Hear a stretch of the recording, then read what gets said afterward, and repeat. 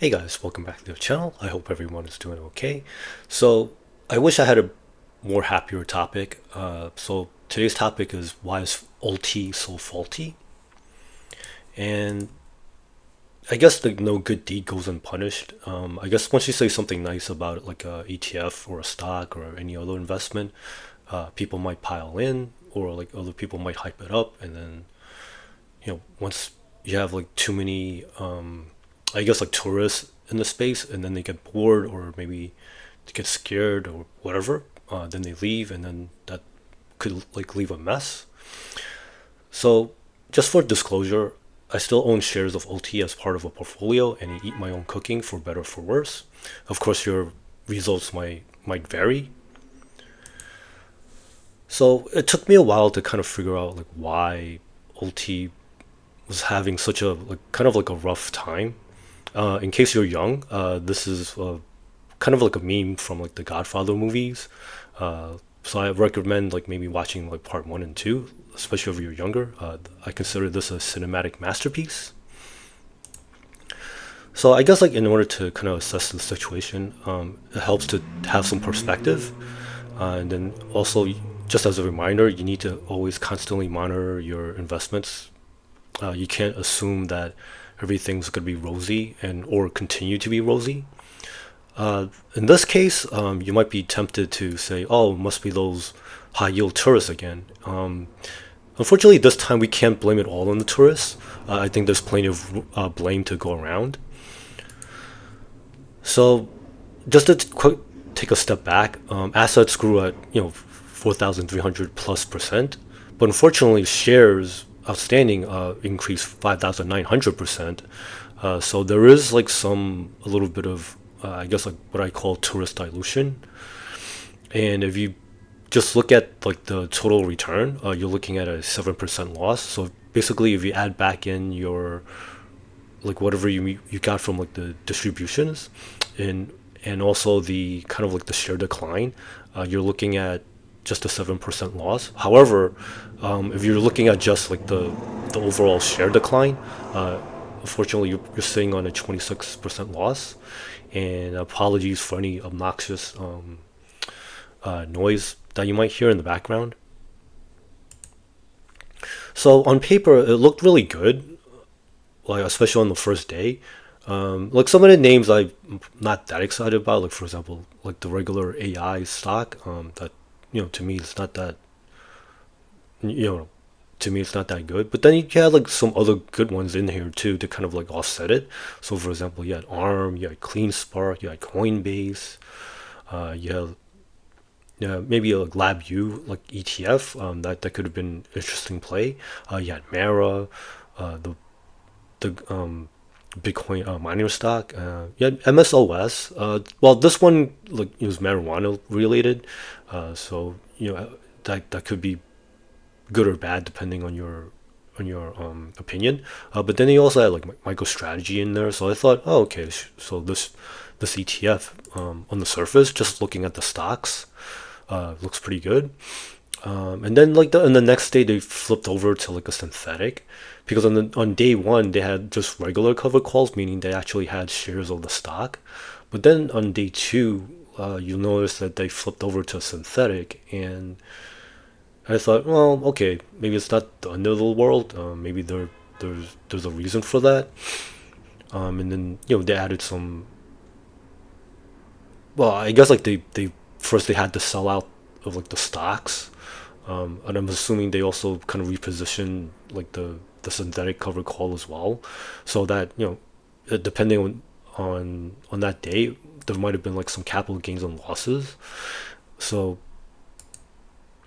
but then they also, but then like starting on March 21st, they flipped back to regular cover calls. So I thought this is kind of like odd trading behavior, because like what happens is like for example if you look at like MicroStrategy on like the first day, so it looks like they had like the cost basis was at like around 1,000. No, excuse me, I'm looking at the wrong thing. Like if you look at the price, you had a cost basis of 962, which isn't too bad considering like the run up. But then you look back over here on when you've kind of like all this flip flopping, like say like on March 21st, then the price like they had to reestablish the position at 1546, which kind of stinks because that gives you like less room to profit in the future. So basically, you have a like a higher cost basis, and then also on the like on like April 3rd, then you've had to like flip back to like a synthetic. So in the prospectus they mentioned like they want to go with whatever is like the lowest cost option at the point. But I mean between March 21st and April 3rd, there's not that many like trading days, and it's kind of puzzling to me how like they kind of flip back and forth. And then like at the time of this recording, looks like they flip back to like regular covered calls again. So I guess like keep an eye on this, like in case you're kind of bothered by this type of like trading behavior. And then on the second point that I kind of want to bring up, between like March 1st and March 25th, looks like they kept like most of the position in cash. So if you look at like kind of, hopefully it's not too small, but you can kind of see like like the share price is on top. Like for example, March 1st, 1928, but then most of it's in cash, and then you have like a small amount on like the options, and then as time goes on, you see like most of it's in cash, and then like around like the 15th and 18th, looks like that was like the when like the first payout happened. So like, we can kind of like forgive them for that, but then after that, it's still, you can see like the decline in like the share price start to get a little bit troublesome. And then back from like March 26th to April 1st, they flipped it back to normal. So I'm not sure why, what the reasoning for this is, because now you notice like in ULTY like it's 1822, and then they flip a good chunk of this back into like their covered call positions. So again, it's kind of troubling. And then from April 2nd to May 6th, it got flipped back over again. Like you'll see like the position like starting starting April 2nd. Like you see like most of it's like back into cash again. And of course then there's like the normal like payouts like within like the middle of the month. So again, keeping track of this is kind of a pain. And then back for like May 7th onwards, it looks like they put it back into like mostly like the cover call positions. So again, just keep an eye on like the trading behavior here. And I guess like this is just like my theory. I'm wondering if they're having problems with scaling this particular ETF up, because some of the names aren't like the most liquid, even though like they have high volatility. You still have to be careful. But the good thing is like they have multiple positions, so you don't have to jam everything into any one stock. So I'm hoping like they'll figure this out eventually. Uh, and then like there was a recent like Bloomberg interview with Jay, and he does admit that there is a fair bit of rotation going on. Um, I guess with both like the underlying stocks, and then like between like the allocations between stock and cash. So I guess just to I let you guys know, just so you're aware. But I guess at the end of the day, this is a pretty sadistic like financial gain. Even though like it looks good on paper, don't get cocky. I guess like if you have like open profits, it's good to kind of like take some profits off the table occasionally, and prepare hedges just in case. And there is like another interesting like Financial Times article. I'll also link this in the in the comments section below, where there might be like some manager frustration going on too, because there's a decline in like the star stock pickers. People are kind of like pulling their money out. So I wonder if all this is kind of related too. Maybe there's not enough, I guess like people to kind of like manage this particular ETF, because I would imagine there's a lot of work involved. And just like for myself, in order to avoid getting trampled at the exits, I learned my lesson from my triple QY stop out.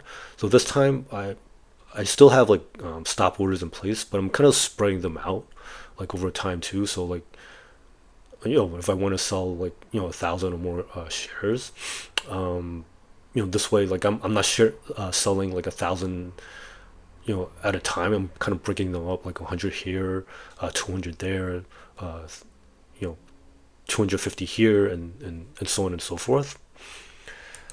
But it's not all bad news, because I recently looked this up on like the Schwab pledge asset line. It looks like ULTY is actually available at 70% of like your total holding. So this is kind of interesting. Like YMAX, you can only borrow up to 50%. YMAG, you can borrow up to 70%, and then ULTY is also up to 70%. Whereas like the last time I looked, ULTY wasn't even eligible to kind of borrow against in case like you need money for something else, for maybe like a rental property, or God forbid, like some hospital bill or something. So at least like that, there's some good news for like the fund of funds in general. And also just to kind of like just as like a general maybe like guidance, instead of like maybe front loading everything all at the same time, maybe consider doing like a dollar cost average, because like the stats that I mentioned in the beginning of the video in terms of like the losses, that doesn't assume any like if your dollar cost averaging your cost basis down. So chances are, like if you've been practicing like good dollar cost averaging methods, you actually might be at break even, or actually maybe at a small profit. So there's no need to plow everything on day one. And just to always, I'm guilty of this myself. I guess like earlier when I made like the earlier OT videos, I think I was probably maybe too positive. So I think in the future, like I want to try to avoid being like I try to present like both the good and the bad. So and then I guess like other YouTubers had maybe like the same impression too. Like it was going to be like their like Yield Max's like best fund, but unfortunately it didn't quite work out that way. So just be careful out there, folks. Because I've seen like this horror movie before when people like pump up like a particular investment to, or like they think too highly of an investment, but then like at the worst possible moment, like something bad happens and then like the fund blows up.